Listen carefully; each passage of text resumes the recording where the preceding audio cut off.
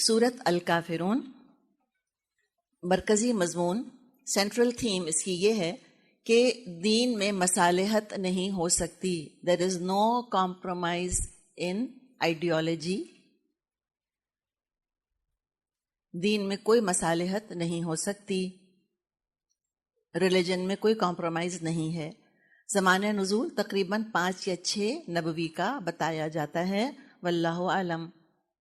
اس کے فضائل احادیث میں ہمیں ملتے ہیں. ابو ہریرہ رضی اللہ عنہ سے روایت ہے کہ رسول اللہ صلی اللہ علیہ وسلم نے سورت الکافرون اور سورت الاخلاص فجر کی 2 سنتوں میں پڑھیں. میرے خیال ہے میجورٹی کا ہم میں سے روٹین یہی ہے کہ ہم فجر کی سنتوں میں الکافرون اور الاخلاص پڑھتے ہیں. پھر آپ صلی اللہ علیہ وسلم وتر کی 2 اور 3 رکعت میں الکافرون اور الاخلاص پڑھتے تھے. کس میں؟ 2 اور 3 میں. تو پہلی میں کیا پڑھتے تھے؟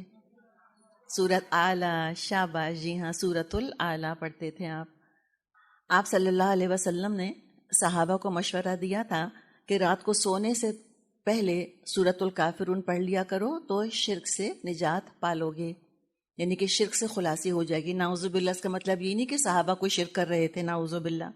مراد یہ ہے کہ عقیدہ تمہارا انشاءاللہ ہمیشہ ٹھیک رہے گا. اور موت اگر آ گئی، سونے سے پہلے سورہ کافرون پڑھ لی ہم نے اور سوتے سوتے موت آ گئی تو انشاءاللہ توحید کے عقیدے پر ہی اٹھائے جائیں گے قیامت کے دن. یہ مطلب ہے اس کا. طواف کے بعد جو 2 نوافل ادا کیے جاتے ہیں ان میں بھی یہی 2 صورتیں پڑھی جاتی ہیں. مغرب کی سنتوں میں بھی جو فرض کے بعد 2 سنتیں پڑھتے ہیں ان میں بھی یہی پڑھی جاتی ہیں. سورہ زمر میں آیت 63 میں اللہ تعالیٰ نے فرمایا ہے، قل، اے نبی صلی اللہ علیہ وسلم ان سے کہہ دیجئے، افغیر اللہ تأمرونی اعبد ایھا الجاہلون، کہ اے جاہلو کیا تم مجھ کو یہ حکم دے رہے ہو، یہ مشورہ دے رہے ہو کہ میں غیر اللہ کی عبادت شروع کر دوں. تو اس آیت سے بھی ہمیں پتہ چل رہا ہے کہ لوگوں نے آ کے آپ صلی اللہ علیہ وسلم پر دباؤ ڈالا تھا کہ آپ غیر اللہ کی بھی عبادت کریں. اور یہ بھی کا لفظ بڑا خطرناک ہے. آلسو کچھ ضعیف روایات ہم کو ملتی ہیں جن کا خلاصہ یہ ہے کہ مکہ میں جو مشرکین کے سردار تھے، ولید بن مغیرہ وغیرہ قسم کے، یعنی کہ ابو جہل ہوگا یا امیہ بن خلف ہوگا یا اسی قسم کے لوگ تھے، انہوں نے ایک دفعہ آ کے آپ صلی اللہ علیہ وسلم سے کہا تھا کہ تم ہمارے معبودوں کو برا کہنا چھوڑ دو، اس طرح ہم اور تم مل جل کر مکہ میں رہ سکتے ہیں. سننے میں کیسی بات ہے؟ بڑی اچھی بات ہے بھائی. ہم کہتے ہیں ہاں بھائی 2 وے ڈائلاگ ہونا چاہیے، کچھ دو کچھ لو کے اصول پر عمل ہونا چاہیے. کمپرومائز ایسے ہی تو ہوتا ہے، ایسی تو مصالحت ہوتی ہے کہ تم تھوڑی میری بات مانو اور کچھ تھوڑی سی میں تمہاری بات مانوں. تو دنیاوی معاملات میں تو یہ کر سکتے ہیں کہ کہہ سکتے ہیں کہ ٹھیک ہے مجھ کو آلو گوشت پسند ہے اور تم کو پیزا پسند ہے، چلو ایک دن پیزا کھا لیں گے، ایک دن میں اپنی پسند کا آلو گوشت پکا لیتی ہوں. یہ کر سکتے ہیں. دین میں نہیں ہو سکتا، اس لیے کہ دنیا میں تو میری اور آپ کی مرضی ہے نا، حلال چیزوں کے اندر چوائس ہے. اس کے اندر دین کس کی مرضی ہے؟ اللہ کی مرضی ہے. اللہ کے بہاف پہ کون بول سکتا ہے کہ اللہ کو کیا پسند ہے اور اللہ کس چیز پہ کمپرومائز کرنے پر راضی ہے اور کس پہ نہیں؟ اللہ کے بہاف پر صرف رسول بول سکتے تھے، اس لیے کہ وہ ڈائریکٹلی کنیکٹڈ تھے وحی کے ذریعے سے. میں اللہ کے بہاف پہ بات کر سکتی ہوں کہ اللہ تعالیٰ نے آج سے 4 نمازیں فرض کر دی ہیں، ایک کی ضرورت نہیں ہے. میں کہہ سکتی ہوں یہ. اگر کوئی ہم سے ایسی بات کہہ رہا ہے تو وہ کیا ہوگا؟ جھوٹا. اور جھوٹے کی بات ویسے ہی نہیں ماننی چاہیے.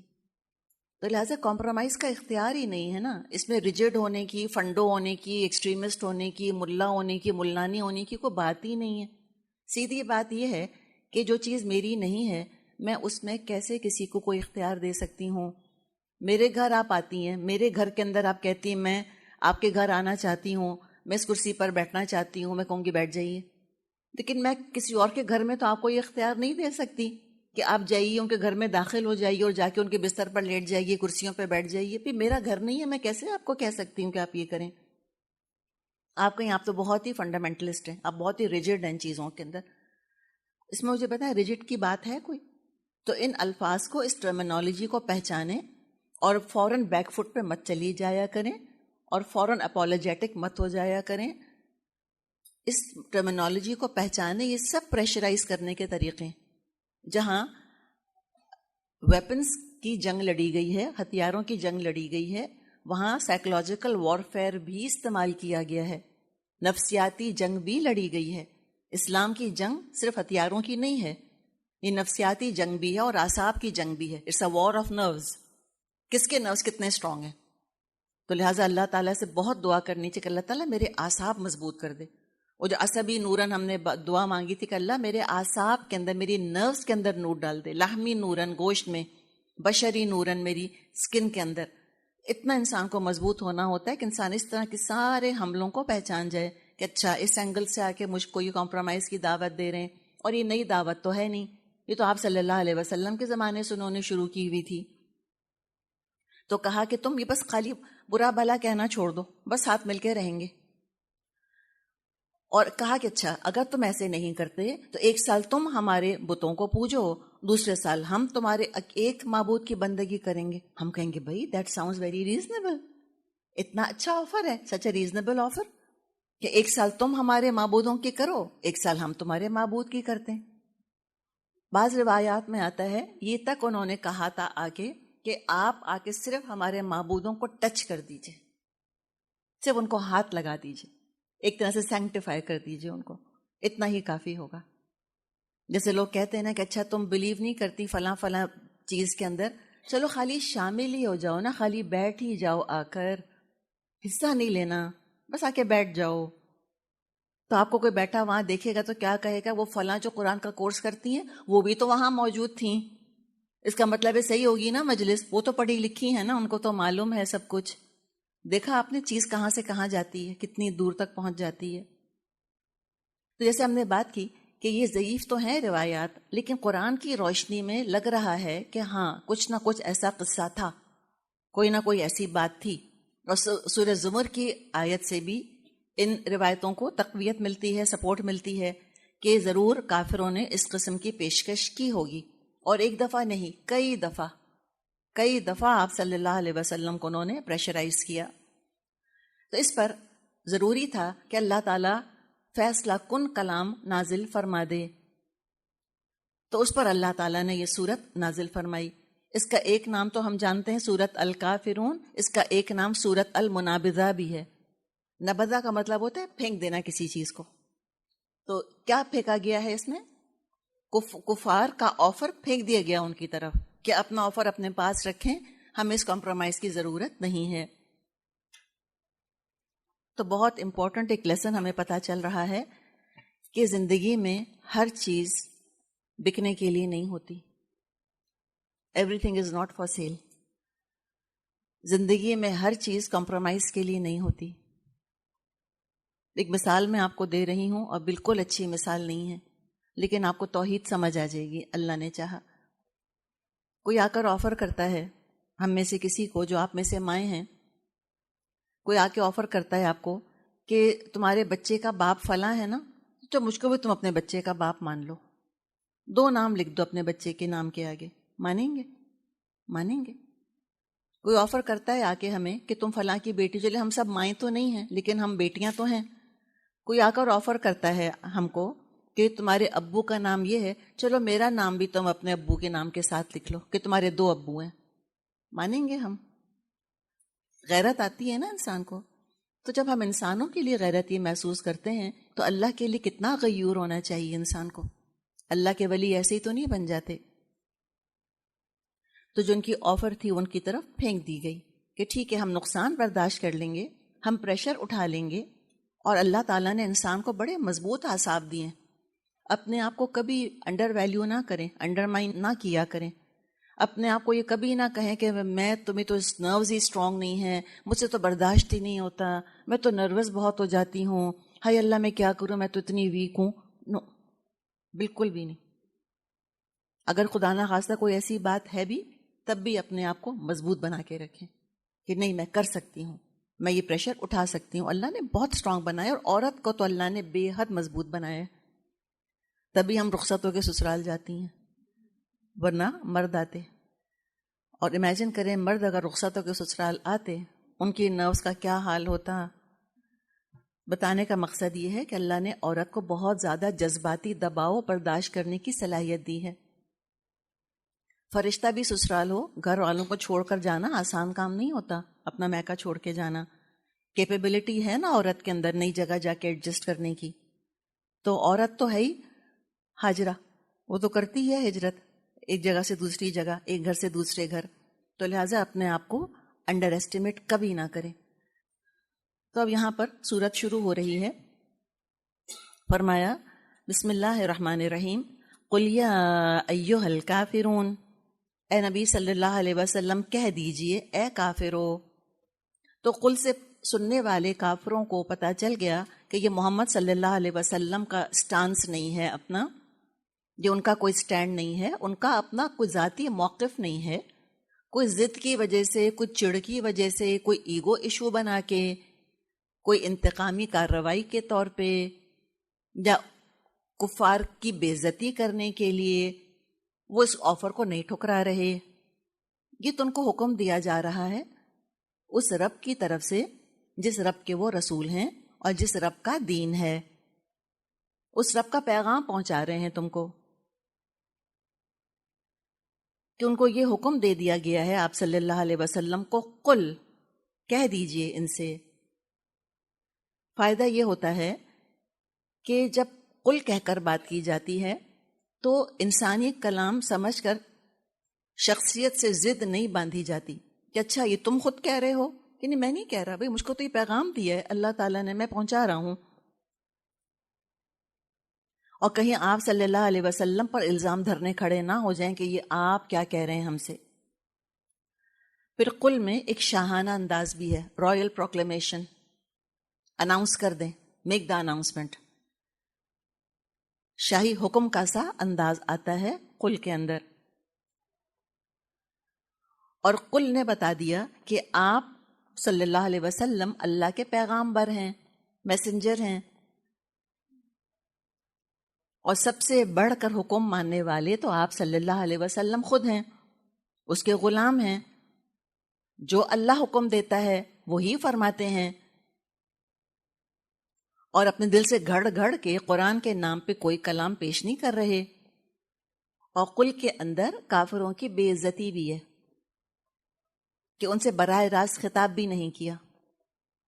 اللہ تعالیٰ نے فاصلے پہ رہ کے، دور رہ کر ان سے خطاب کیا ہے. تو ایک لفظ ہے قل، اور اتنی چیزیں اس کے اندر موجود ہیں. کافروں سے بیزاری ہے، پیغام کی اوتھینٹسٹی بتا دی کہ کہاں سے آ رہا ہے، اس پیغام کا بھیجنے والا کون ہے، اور نبی اکرم صلی اللہ علیہ وسلم کی اہمیت اور تعظیم بھی بیان ہو گئی ہے کہ آپ صلی اللہ علیہ وسلم ہی وہ واحد مستند اوتھینٹک ذریعہ ہیں جس سے کہ اللہ تعالیٰ نے انسانوں سے خطاب کیا ہے. سب انسانوں میں سے محمد صلی اللہ علیہ وسلم کو چن لیا اللہ نے اپنا پیغام پہنچانے کے لیے. مصطفیٰ، ابھی تو ہم کہتے ہیں محمد مصطفیٰ، مصطفیٰ مطلب دا چوزن ون. اور ساتھ ہی ساتھ کافروں کی ذلت اور اہانت بھی ہے، نہایت چھوٹا بنا دیا ان کو کہ تم تو اس قابل بھی نہیں کہ اللہ تم سے بات کرے ڈائریکٹلی. تو فرمایا قل کہہ دیجئے یا ایھا الکافرون، کہہ دیجئے اے کافرو. الف لام لگا ہوا ہے، جی ہاں پراپر ناؤن ہے. تو یہ الف لام بتا رہا ہے کہ یہاں خطاب پکے انکار کرنے والوں سے ہے، یعنی کہ اس الف لام نے مخصوص کر دیا ہے، ساری دنیا کے کافروں کی بات نہیں کی جا رہی، بلکہ وہ خاص کافر الکافرون جو آپ صلی اللہ علیہ وسلم کے دور میں موجود تھے اور آپ کی مبارک زبان سے پیغام سن لیا تھا اور پھر بھی انکار کر دیا. ابو جہل، ابو لہب، ولید بن مغیرہ، عاص بن وائل، اس قسم کے لوگ جو اس وقت بھی کافر تھے اور مرتے دم تک کافر رہے. یہ وہ لوگ ہیں جو آپ کو کمپرومائز کی دعوت دیتے تھے آ کر کہ آپ کمپرومائز کر لیں، آپ مصالحت کر لیں. اور دیکھا جائے تو جو الکافرون اللہ تعالیٰ کہہ رہا ہے ان کو، کیا ان کا بتایا کیا دین تھا، کیا عقیدہ تھا ابو جہل وغیرہ کا؟ مشرک تھے نا. اب ایک مشرک ہے جو آ کر یہ کہتا ہے کہ ایک سال میں صرف آپ کے ایک معبود کی عبادت کروں گا، وہ اپنے دین کا کیا ہے؟ اپنے دین کا کافر ہے. وہ اس کو یقین ہی نہیں ہے اپنے عقیدے کے اوپر. I mean it's okay for him. تو پتہ یہ چلا کہ جو کافر ہوتے ہیں، مشرک ہوتے ہیں، یہ بہت اپنے عقیدے کے بارے میں ریلیکس ہوتے ہیں. اور مکے والے تو بہت ہی ریلیکس تھے، انہیں کوئی فرق ہی نہیں پڑتا تھا. وہ کہتے ہیں جس کا جی چاہے اس کو تم پوجتے رہو، پتھر کو پوجو، گائے کو پوجو، بیل کو پوجو، چوہے کو پوجو، پیپل کے درخت کو پوج لو، لکڑی، پتھر، جو مرضی کرو. تو یہ جو مرضی کرو والا جو ایٹیٹیوڈ ہے، یہ تو خاص الخاص کفر کی پہچان ہے. وہ بہت ریلیکس ہوتے ہیں عقیدے کے بارے میں. اور کیوں ہوتے ہیں؟ اس لیے کنوکشن ہے ہی نہیں، یقینی نہیں ہے ان کو کہ ہم جس دین پر ہیں وہ دین ٹھیک ہے. وہ کہتے ہیں ایوری تھنگ گو، سب چلتا ہے. تو یہ اپنے دین کے بھی کافر ہیں دراصل. اچھا، ایک تو یہ کافر ہے. ایک اور جو الکافر لفظ ہے، یہ کفران نعمت کے لیے آتا ہے کہ نہیں آتا؟ ہم اردو میں بھی استعمال کرتے ہیں نا کفران نعمت.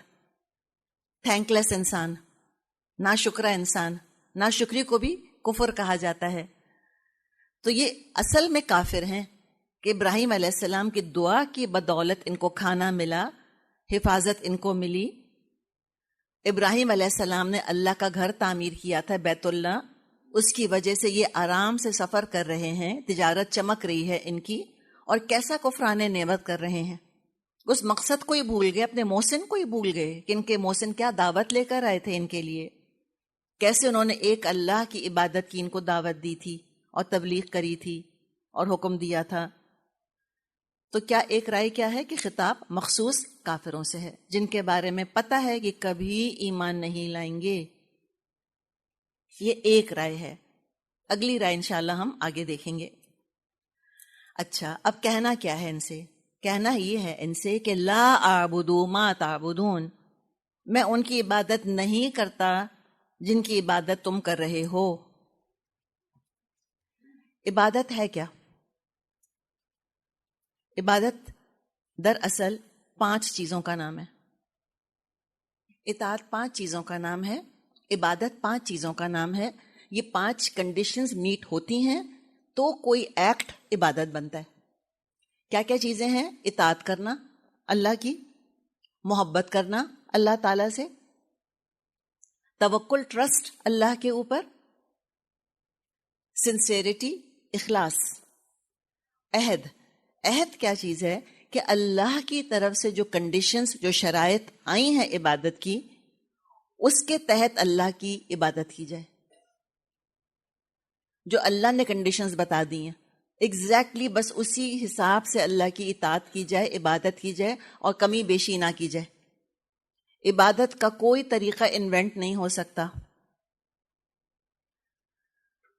کوئی رینوویشن نہیں ہو سکتی اس طرح سے. اور کفار کا معاملہ کیا تھا کہ وہ کیسے اللہ کی عبادت کر رہے تھے؟ انہوں نے تو خود طریقے بنا لیے تھے اپنی عبادت کے، وہ تو اللہ کی عبادت نہیں کر رہے تھے. تو فرمایا کہ لا اعبد ما تعبدون، میں تو نہیں عبادت کروں گا اس کی جس کی کہ تم عبادت کرتے ہو. تو وہ کنڈیشنز میٹ نہیں ہو رہی تھیں ان کی. اور کون میٹ کر رہا تھا ان کو؟ نبی اکرم صلی اللہ علیہ وسلم کر رہے تھے. تو یہاں حال اور مستقبل کی بات ہے کہ جن جن کی تم عبادت کر رہے ہو میں ان کی عبادت نہیں کروں گا، اور نہ کرتا ہوں نہ کروں گا. وَلَا أَنْتُمْ عَابِدُونَ مَا أَعْبُدُ، اور نہ تم اس کی عبادت کرنے والے ہو جس کی عبادت میں کرتا ہوں. وَلَا أَنْتُمْ عَابِدُونَ مَا أَعْبُدُ، اور تم بھی اس کی عبادت کرنے والے نہیں جس کی میں عبادت کرتا ہوں. یہ پکے کٹر کافروں کے لیے پیشن گوئی ہے کہ تم کبھی اس کی عبادت نہیں کرو گے جس کی کہ میں کرتا ہوں. اب جو ڈیکوٹمی ہے وہ کیا ہے کہ وہ تو خود کہتے تھے ہم اللہ کی عبادت کر رہے ہیں، بیت اللہ کو بیت اللہ ہی کہتے تھے نا. عبداللہ نام ہوتا تھا کہ نہیں ہوتا تھا؟ ہوتا تھا عبداللہ نام. لیکن بات یہ ہے کہ صرف نام مشترک تھا، اللہ اور اللہ. وہ اللہ جس کی وہ عبادت کا دعویٰ کر رہے تھے مشرکین مکہ، اور وہ اللہ جس کی عبادت کا دعویٰ نبی اکرم صلی اللہ علیہ وسلم کر رہے تھے. صرف نام مشترک تھا، ورنہ انہوں نے تو اپنی امیجنیشن سے پتہ نہیں کیا ہستی بنا لی تھی. مثال کے طور پہ ایک عیسائی کہتا ہے وی بلیو ان گاڈ، ہم مسلمان کہتے ہیں وی بلیو ان گاڈ. کیا فرق ہے؟ ان کا جو تصور ہے خدا کا وہ کیا ہے عیسائیوں کا؟ کہ اللہ کا بیٹا ہے. اللہ تعالیٰ نے دنیا والوں کو دیکھا کہ دنیا والے بہت زیادہ گناہ کر رہے ہیں. اللہ تعالیٰ نعوذ باللہ بہت پریشان ہوا، سمجھ ہی نہ آیا کیا کروں. یہ میں ایڈ کر رہی ہوں اپنی طرف سے تھوڑا سا تاکہ آپ کو پکچر کلیئر ہو. تو اللہ تعالیٰ نے سوچا اچھا ایسا کرتا ہوں کہ میں اپنا ایک بیٹا بناتا ہوں، اس بیٹے کو میں دنیا میں بھیجتا ہوں، پھر اس بیٹے کو میں سولی چڑھواتا ہوں، اور پھر میں لوگوں سے کہتا ہوں کہ دیکھو میں نے اپنا بیٹا تمہارے لیے قربان کر کے اس کو سولی چڑھوا دیا، اب تم سب گناہوں سے پاک ہو گئے. یہی تو ہے نا سیلویشن کا عقیدہ بیسکلی ان اے نٹ شیل. تو یہ ان کا تصور ہے خدا کا کہ اللہ تعالیٰ میرے آپ کے گناہ ڈائریکٹلی معاف نہیں کر سکتا. اور نعوذ باللہ اللہ تعالیٰ کا بیٹا ہے، اور وہ خالی نام والے بیٹے کی بات نہیں کرتے کہ ہم کہتے ہیں فلاں کو بیٹا بنا لیا ہم نے، کہتے ہیں بیگاٹن سن آف گاڈ.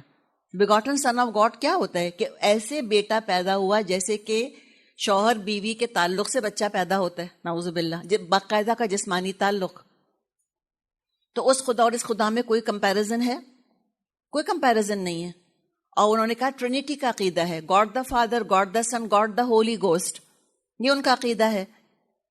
اور دا مدر آف گاڈ کہتے ہیں وہ ورجن میری کو، کہ مریم علیہ السلام اللہ تعالیٰ کی ماں ہیں، جیسے کہ عیسیٰ علیہ السلام کو خدا بناتے ہیں نا وہ. تو بتائیں اس گاڈ میں اور ہمارے گاڈ کے عقیدے میں فرق ہے، زمین آسمان کا فرق ہے. تو یاد رکھیں کہ اللہ تعالیٰ نے جو اسلام کو بھیجا وہ خالی اس لیے نہیں بھیجا کہ تم مانو کہ اللہ ہے. اللہ کو ماننے والے تو بہت تھے، اس لیے اسلام آیا کہ تم مانو کہ اللہ ایک ہے. بڑا فرق ہے اللہ کو ماننے میں اور توحید کے عقیدے میں.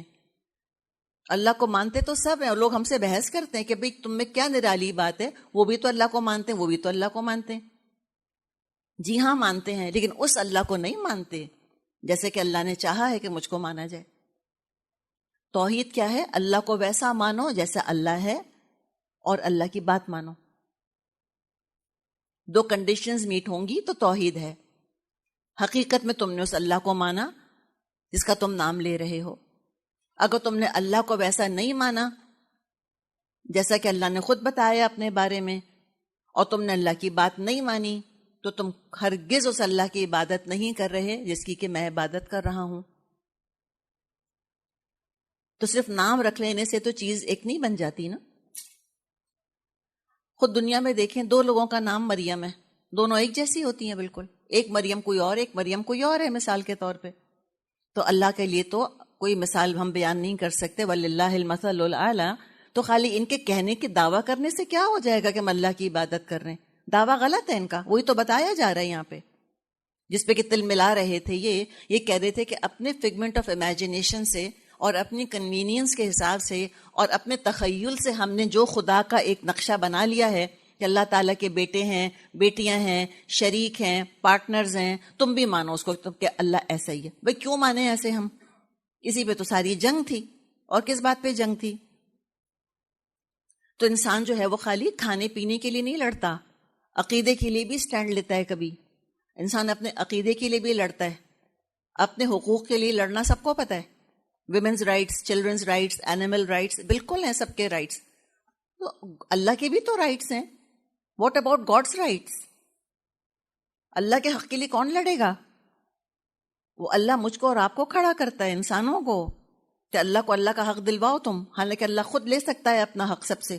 اللہ کسی کا محتاج نہیں. یہ تو آنر ہے میرا اور آپ کا کہ کبھی ہم اللہ کے لیے بھی لڑیں کسی سے اور سٹینڈ لیا کریں اس کے لیے.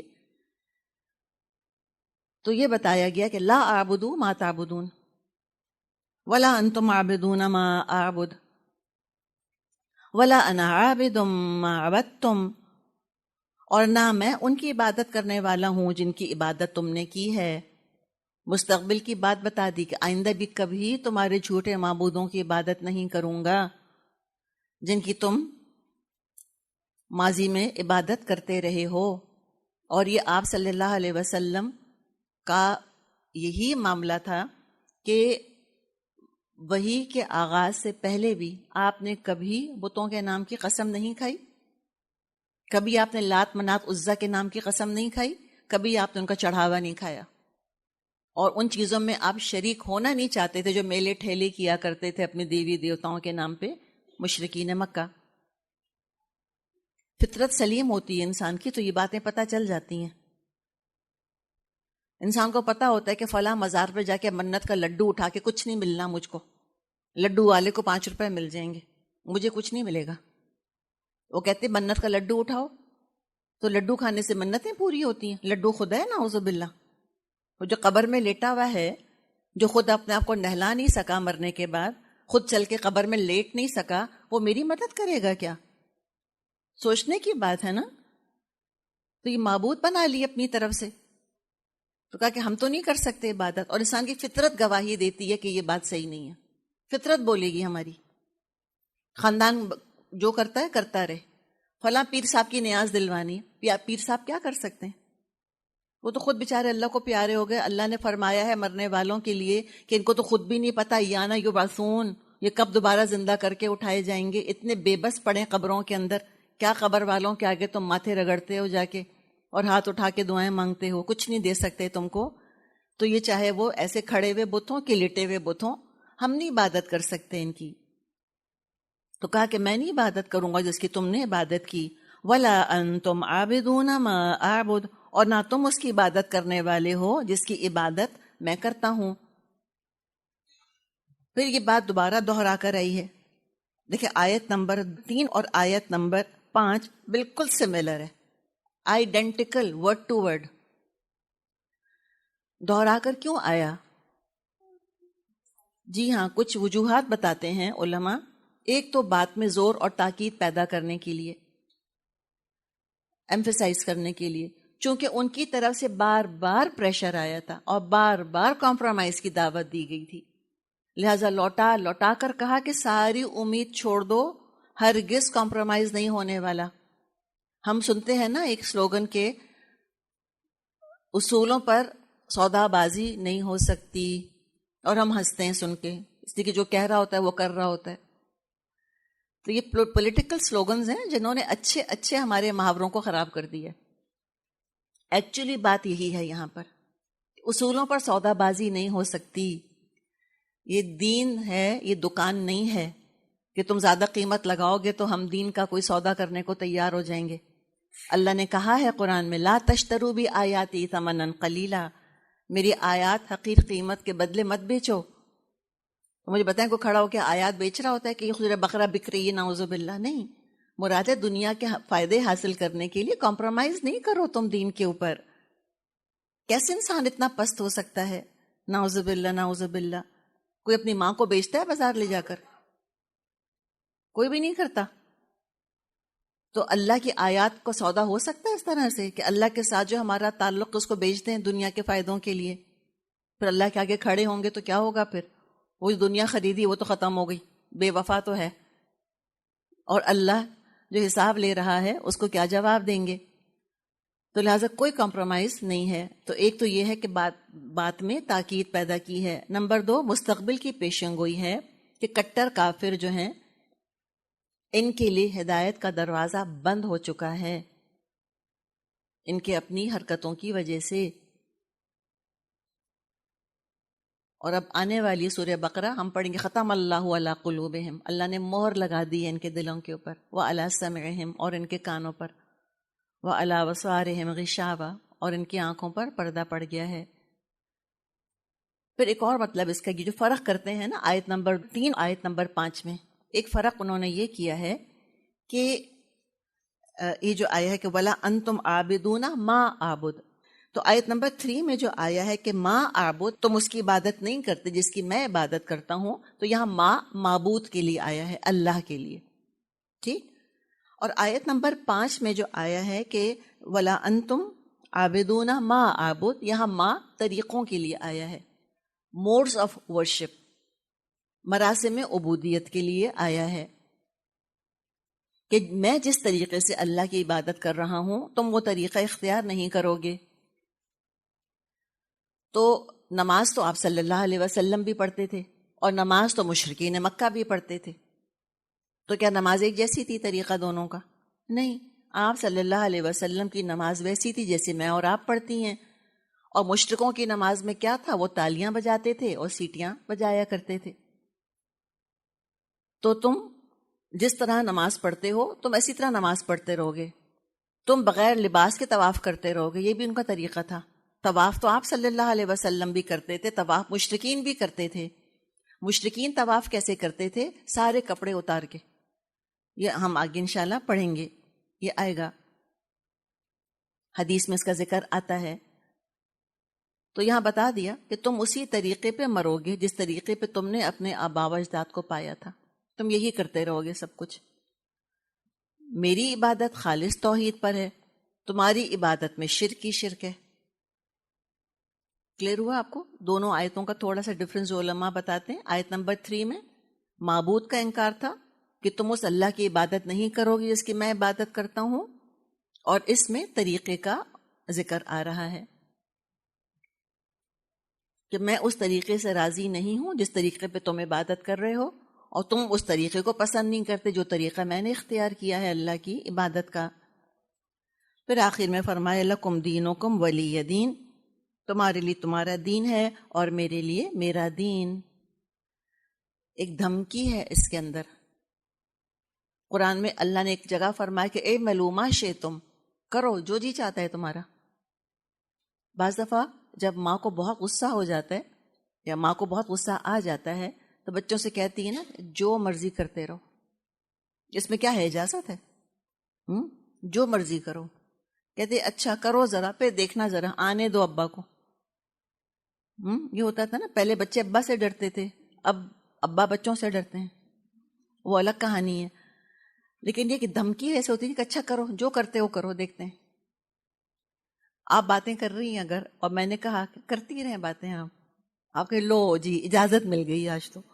لیکن کیا ہوتا ہے، یہ بات صرف دھمکانے کا سا انداز ہوتا ہے، غصے کا اظہار ہوتا ہے اس کے اندر. تو یہاں یہی غصے کا اور دھمکی کا انداز ہے. لکم دینکم ولی دین، رہو تم اپنے دین پہ، مرو اپنے دین پہ. ہلاک ہوتے ہو تو ہو، میں تو اپنے ہی دین پہ رہوں گا. میں تمہاری محبت میں ہلاک ہونے والا نہیں ہوں.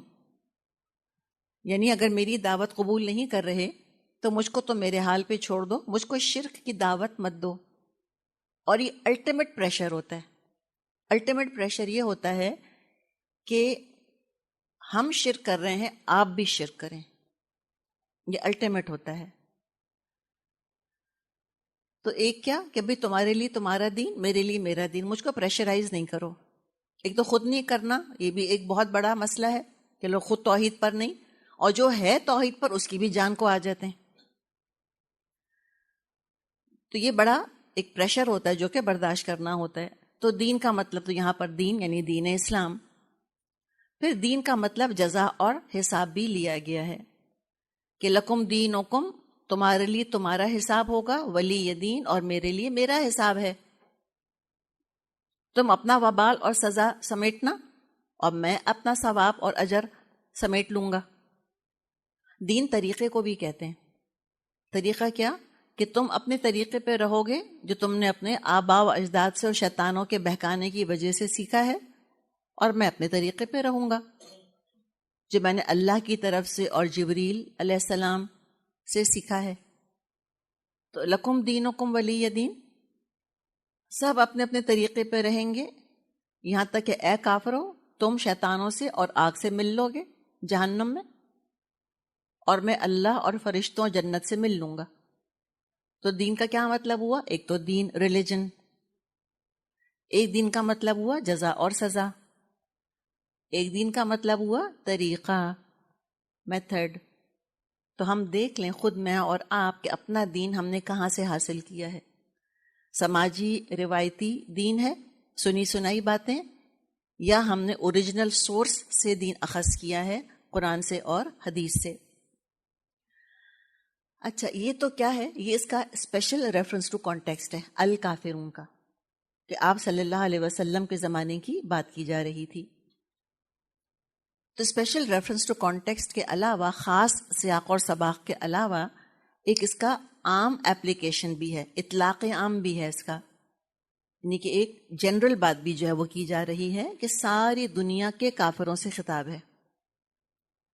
ہر وہ انسان جس کے کان پر اسلام کی پکار پڑی اور اس نے اسلام قبول کرنے سے انکار کر دیا. دنیا میں دیکھیں 3 طرح کے انسان ہیں، بیسک کیٹیگریز. ایک وہ جو کہ مسلمان ہیں، ایک وہ جو کہ مسلمان نہیں ہیں، جن کو پتہ ہے اسلام کے بارے میں انہوں نے قبول کر لیا، مسلمان ہیں. ایک وہ جن کو پتہ ہے اسلام کے بارے میں ریجیکٹ کر دیا، کافر ہیں. تھرڈ کیٹیگری جن کو پتہ ہی نہیں اسلام کے بارے میں، کبھی انہوں نے سنا ہی نہیں. اور پتہ دنیا میں اتنی ریموٹ جگہیں ہیں جہاں لوگ اتنی پریمیٹیو زندگیاں گزار رہے ہیں، کیا پتہ ان کے کان پہ کبھی پڑا ہی نہیں. ان کا کیا معاملہ ہوگا قیامت کے دن؟ اللہ بہتر جانتا ہے کیا ہوگا، ہمیں نہیں معلوم. ٹھیک ہے، تو اب یہاں پر کس سے خطاب ہے؟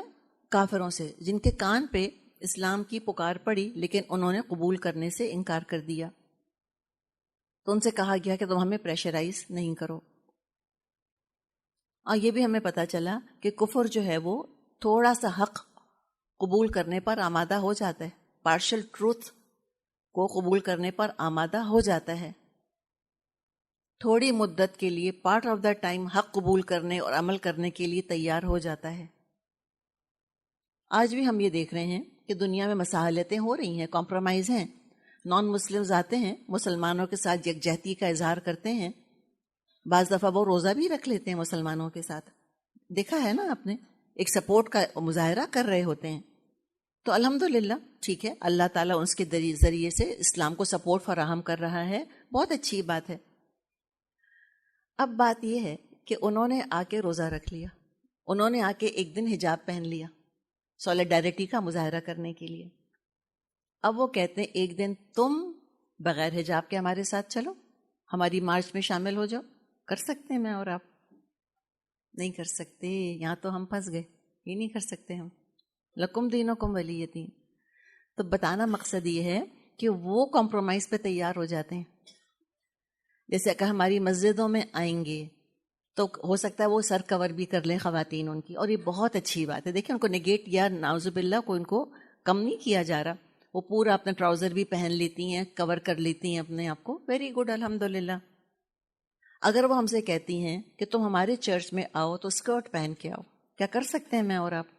نہیں کر سکتے ہیں نا. یہی ہے یہاں پہ لکم دینکم ولی دین، تمہارے لیے تمہارا دین، میرے لیے میرا. کفر کمپرومائز کر لیتا ہے، اسلام نہیں کر سکتا، نو وے. اور یاد رکھیں کہ کفر کمپرومائز کرتا ہے، حق کو تھوڑا سا قبول کرتا ہے، تب بھی اللہ کافر ہی کہتا ہے ان کو، حالانکہ انہوں نے تھوڑا سا حق قبول کیا، پھر بھی اللہ کافر کہہ رہا ہے. اللہ کو 100% لائلٹی چاہیے، اللہ 99% پہ راضی نہیں ہے، اور ہم بھی راضی نہیں ہوتے. پانی کے گلاس میں، اتنا بڑا گلاس ہے پانی کا، اس میں ایک قطرہ گٹر کا پانی کو لا کے ڈال دے، ہم اس گلاس کو نہیں پئیں گے. ہم کو بھی پیورٹی پسند ہے اپنے لیے، تو اللہ کیسے پھر امپیورٹی کو قبول کر لے گا؟ نہیں کر سکتا. گٹر کے اندر آپ ایک ٹینکر بہا دیں صاف پانی کا، سارے کا سارا گٹر بنے گا کہ نہیں بنے گا؟ گٹر قبول کرتا ہے صاف پانی کو؟ جی ہاں کر لیتا ہے قبول. آپ بہائیں اس کے اندر صاف پانی، نل کھلا چھوڑ دیں، گٹر میں پانی جا رہا ہے، جاتا ہے جاتا ہے جاتا ہے. تو کیا گٹر کھول کے ہم گلاس بھر کے پی لیں گے پھر کہ میں نے تو پورا اتنا سارے گھنٹے نل کھول کے رکھا تھا اس کے اندر؟ نہیں، گٹر کے اندر مل کے سارا صاف بھی گٹر بن جاتا ہے. مسئلہ یہ ہے گندگی کا. تو پیورٹی کو بالکل پیور پرنسٹین رکھنا بہت ضروری ہے، خالص رکھنا. اور یہ جو ایمان والوں کو کمپرومائز کی جو دعوت دیتے ہیں، بظاہر یہ صلح اور دوستی کا پیغام لگ رہا ہوتا ہے، لیکن اس کے پردے میں بہت بڑا فساد ہوتا ہے. ایسی دعوت قبول کرنے والے نہ ادھر کے رہتے ہیں نہ ادھر کے رہتے ہیں، نہ اسلام میں کمفرٹیبل ہوتے ہیں نہ کفر میں ایکسیپٹیبل ہوتے ہیں. اور یہ کمپرومائز کا جو یہ ایشو ہے نا کہ تھوڑا یہ بھی لے لو تھوڑا یہ بھی لے لو، don't be rigid don't be fundo, یہی چیز انسان کو منافق بناتی ہے. جیسے ہم نے شروع میں بات کی تھی، ہر چیز بکنے کے لیے نہیں ہوتی. کچھ چیزیں اتنی زیادہ پرائس لیس ہیں کہ کوئی دنیا اس کی قیمت لگا نہیں سکتی. اور یہ ایک ہی چیز ہے، وہ ہے دین، میری آخرت. میں اپنی آخرت داؤ پہ نہیں لگا سکتی، میں اپنی آخرت نہیں بیچ سکتی دنیا کے لیے. اللہ ہم مجھ کو اور آپ کو ایسا بنائے کہ ہم اس پہ ہم سودا نہیں کر سکتے. اس لیے کہ ساری دنیا مل کر بھی جنت میں ایک کوڑا، ایک وپ ڈالنے کی جگہ سے زیادہ قیمتی نہیں ہو سکتی. آپ صلی اللہ علیہ وسلم نے فرمایا ہے کہ ایک کوڑا ڈالنے کی جگہ جنت میں جو کچھ دنیا اور دنیا میں ہے اس سے زیادہ قیمتی ہے. دنیا میں امیر ترین کتنا ہوگا، کتنا پیسہ ہوگا؟ نام لے لیں جو بڑی بڑی ہستیاں ہیں، ہمارے سامنے ان کے نام ہیں، اتنے 65 بلین اور 100 بلین وغیرہ وغیرہ. سب سے امیر ترین کون ہے دنیا کا؟ آپ صلی اللہ علیہ وسلم نے فرمایا کہ فجر کی 2 سنتیں ہر اس چیز سے بہتر ہیں جس پہ کہ سورج طلوع ہوتا ہے. آپ نے کیا فرمایا؟ دنیا نہیں کہا، ہر وہ چیز جس پہ سورج طلوع ہوتا ہے. انٹائر سولر سسٹم کس نے فتح کیا پورے سولر سسٹم کو؟ کسی نے بھی نہیں. تو آپ سوچیں کہ تو کمپرومائز کیسے ہو سکتا ہے؟ پھر کوئی دام دے ہی نہیں سکتا اس کے. تو یہ جو کمپرومائز کی دعوت ہوتی ہے یہ ہوتی بڑی خطرناک ہے. اس کو پہچان لینا چاہیے. جو لوگ کمپرومائز میں لگے رہتے ہیں یا تو وہ دین ہی چھوڑ بیٹھتے ہیں، اسی کی طرف سے ڈاؤٹ میں پڑ جاتے ہیں، یا منافق بن جاتے ہیں اور سارا توحید کا عقیدہ کرپٹ ہو جاتا ہے ان کا. اور جیسے ہم نے بات کی کہ کافر اگر اپنے دین پہ کمپرومائز کر رہے ہیں، اس کا مطلب ہے کہ اپنی آئیڈیالوجی پہ کنوکشن ہی نہیں ہے ان کو، تبھی تو کمپرومائز کرتے ہیں وہ. اور دوسری چیز جو ہمیں پتہ چلی کہ دین اسلام میں اور طریقہ عبادت میں کوئی ملاوٹ نہیں ہو سکتی. ہم ایک چیز بھی غیر مسلموں کے دین کی نہیں لے سکتے. آئی ریپیٹ، غیر مسلموں کے دین کی. لوگ کہتے ہیں مائک بھی تو کفار کی ایجاد ہے، تو یہ کوئی دین کا حصہ ہے؟ دین کی بات ہم کر رہے ہیں کہ جو ریچولز ہیں، موڈز آف ورشپ ہیں، وہ ہم کافروں کے نہیں لے سکتے. وہ اگر کوئی کہتا ہے کہ مسجد مندر ہکڑو نور، کہ مسجد جاؤ مندر جاؤ ایک ہی تو نور ہے بھاگوان کا، ایسی بات نہیں ہے. یہ نہیں ہو سکتا. ہم مندر جا کے ہم دیوی سے دعا نہیں کر سکتے. یہ یکجہتی کا اظہار کرنے کا طریقہ نہیں ہے. ڈائلاگ ہو سکتا ہے. اللہ تعالیٰ نے کتنی دفعہ قرآن میں فرمایا ہے کہ دیکھو یا ایھا الذین آمنو، اے لوگو جو ایمان لائے ہو، لا تتخذوا الیہود والنصارى اولیاء، تم یہود اور نصارہ کو ولی مت بناؤ. تو ولی مت بناؤ کیا مطلب؟ کہ ان کا مائک مت استعمال کرو؟ نہیں. تو سیل فون چھوڑیں پھر سارے، چلو کلاس میں تو امن ہو جائے گا کم از کم. سیل فون اگر چھوڑ دیے تو یہ ولی بنانے کا مطلب یہ نہیں ہے کہ ان کی ایجادات سے فائدہ نہیں اٹھا سکتے یا ان سے دوستی نہیں کر سکتے. ولی کا مطلب ہے کہ دین میں ان کے پیچھے مت چلو، دین کے معاملے میں رول ماڈل نہیں بناؤ، دینی محبت نہیں رکھو. ایبسلیوٹ نو ہے. کرسمس نہیں منا سکتے، کراس نہیں استعمال کر سکتے، ہولی نہیں کھیل سکتے، پیلے رنگ کو مبارک شبھ نہیں کہہ سکتے. یہ ہے بات. مانگ کے سندور کو سہاگ کی علامت نہیں سمجھ سکتے. اور اگر وہ سندور، آپ کو پتہ ہے نا ان کے یہاں تو بڑے بڑے توہمات ہوتے ہیں کہ سندور اگر گر گیا تو میاں مر جائے گا، اور شیشہ ٹوٹ گیا تو میاں مر جائے گا. ہر وقت ان کی میاں کی جان اٹکی رہتی ان چیزوں کے اندر. ہمارے یہاں الحمدللہ کوئی ایسا مسئلہ نہیں. ہمیں پتہ ہے کہ نہ شیشہ شوہر کی زندگی کا مالک ہے، نہ سندور. سب اللہ مالک ہے زندگی کا. دعا کریں، صدقہ دیں، الحمدللہ. سمجھ آئیے آپ کو کہ یہ چیزیں ہم اڈاپٹ نہیں کر سکتے بیکاز یہ ان کے ریلیجس ریچولز ہیں. اس کے ساتھ پیلا رنگ ان کے ہاں مبارک سمجھا جاتا ہے. اور کیا ہمیں آپ صلی اللہ علیہ وسلم نے بتایا ہے کہ پیلا رنگ مبارک ہے؟ نہیں ہے. کوئی ملاوٹ ہمیں نظر آتی ہے جی اپنے دین میں؟ ہم کہتے ہیں شادی ہی تو ہے تو کیا ہوا؟ اس 7 سہاگنیں کیا چیزیں؟ کہاں سے آیا یہ نمبر؟ جی ہاں، ان کے ہاں آپ کو پتہ ہے جب شادی ہوتی ہے تو وہ بیوہ کو یا طلاق یافتہ کو تو پاس پھٹکنے ہی نہیں دیتے. کیوں؟ کہتے ہیں نحوست ہے اس کے اندر. اور کون آ کے لڈو کھلائے گا؟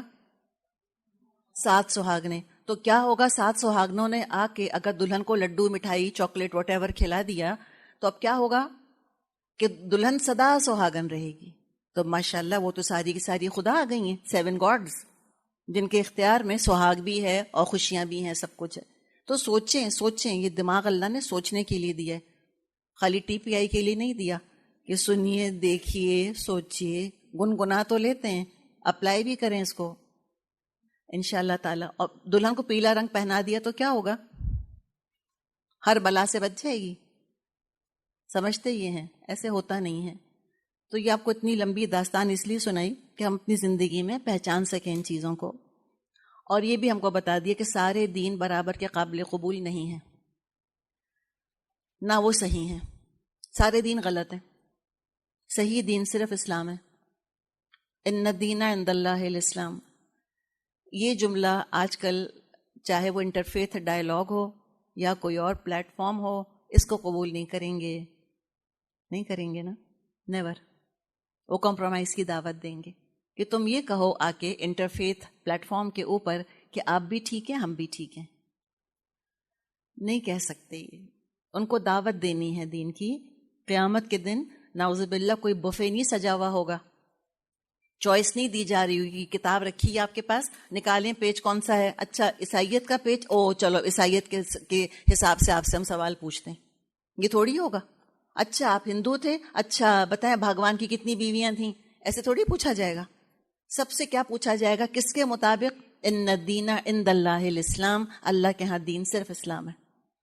صرف اسلام کے بارے میں پوچھا جائے گا، جو قرآن میں آتا ہے کہ جب جہنمیوں سے پوچھا جائے گا ما سلککم فی سقر، کیا چیز تم کو جہنم میں لے گئی؟ پہلا جواب جو جہنمی دیں گے لم نکو من المصلین، ہم نماز پڑھنے والوں میں سے نہیں تھے. تو یہ جہنم میں خالی مسلمان پڑے ہوں گے کیا؟ مشرک، کافر، ایگنوسٹک سب یہ کہیں گے کہ ہم نماز نہیں پڑھتے تھے. اور نماز پڑھتا کون ہے؟ مسلمان پڑھتے ہیں الحمدللہ. تو اسلام کے مطابق فیصلے ہوں گے جنت اور دوزخ کے. اگر یہ بات ہم ذہن کے اندر نہیں بٹھائیں گے ہم کبھی اپنے دین پہ جم نہیں سکتے. اگر سارے دین صحیح ہیں تو میں کیوں فجر کی نماز پڑھوں اٹھ کر؟ وائے؟ کیوں نہ میں چرچ جاؤں ہفتے میں ایک دفعہ اور قصہ ختم. اگر سارے دین صحیح ہیں تو ہندوؤں کی طرح ناچیں اور گائیں اور رنگ کھیلیں اور بسنت منائیں اور پتنگیں اڑائیں اور عیش کریں اور جنت میں داخل ہو جائیں. کر سکتے ہیں میں اور آپ؟ ایسے نہیں کر سکتے. کیا چیز رکھتی ہے مسلمان مجھ کو؟ یہ یقین مجھے مسلمان رکھتا ہے کہ سوائے اسلام کے کوئی راستہ جو ہے وہ جنت میں لے کے مجھ کو جا نہیں سکتا. اور اسی پر سارا حملہ آج اسی کے اوپر ہے. تو اس کے بارے میں بہت محتاط ہونے کی ہمیں ضرورت ہے. اللہ نے کلیئر کہہ دیا ہے قرآن میں وَمَن يَبْتَغِ غَيْرَ الْإِسْلَامِ دِينًا، جو قیامت کے دن اسلام کے علاوہ کوئی دین لے کر آئے گا فَلَن يُقْبَلَ مِنْهُ، ہرگز قبول نہیں کیا جائے گا. وَهُوَ فِي الْآخِرَةِ مِنَ الْخَاسِرِينَ، اور وہ آخرت میں نقصان اٹھانے والوں میں ہوگا. اللہ مجھ کو اور آپ کو خسارے سے بچائے. اب یہ آیت مسکوٹ بھی بہت کی جاتی ہے کہ جو جس دین پر ہے وہ ٹھیک ہے. کہتے ہیں لکم دینکم ولی دین. آپ کہیں کہ بھئی حجاب کرو، لکم دینکم ولی دین، وہ تمہارے لیے تمہارا دین، ہمارے لیے ہمارا دین. ایک خاتون کچھ بدعت کی دعوت دے رہی تھیں کہ آپ فلاں چیزیں ہمارے ہاں آپ اس میں آئیں. میں کہا دیکھیں یہ تو نہیں ہے اسلام کے اندر. تو انہوں نے کہا کہ تمہارے لیے تمہارا دین، ہمارے لیے ہمارا دین. تو یہ نہیں کہا جا رہا ہے یہاں پر، آؤٹ آف کانٹیکسٹ کر دیتے ہیں. پورا مضمون شروع سے آخر تک دیکھیں. شروع کیسے ہوئی ہے؟ یا ایھا الکافرون. ریلیجس کمپرومائز کی بات نہیں ہے، کمپرومائز کو ریجیکٹ کرنے کی بات کی جا رہی ہے یہاں پر. اور یہ سوچنا کہ سارے ادیان کو ایک بلینڈر میں ڈالیں گے اور ایک دین الہی نکال کر رکھ دیں گے جیسے کہ اکبر نے کرنے کی کوشش کی تھی، یہ تو کبھی بھی نہیں ہوگا. نیور، ہو نہیں سکے گا. جب چیزوں میں ملاوٹ ہوگی تو خالص کہاں سے رہی پھر وہ؟